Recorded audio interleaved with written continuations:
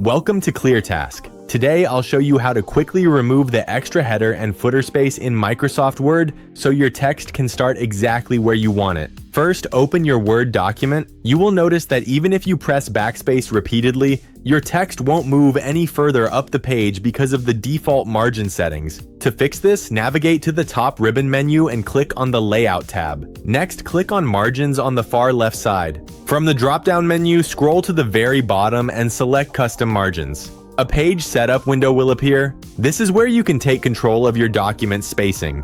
Look for the top and bottom margin boxes. Simply change both of these values to 0 or to whatever minimal size you prefer. As you adjust these numbers, you can look at the preview section to see the header and footer lines disappear in real time. When you are ready, click OK. Your document is now updated and the unwanted header and footer space is completely gone. You can now write freely without those large gaps at the top and bottom of your pages. If you found this guide helpful, please like the video and subscribe for more direct, easy to follow tech tutorials. Thanks for watching, and I'll see you in the next video.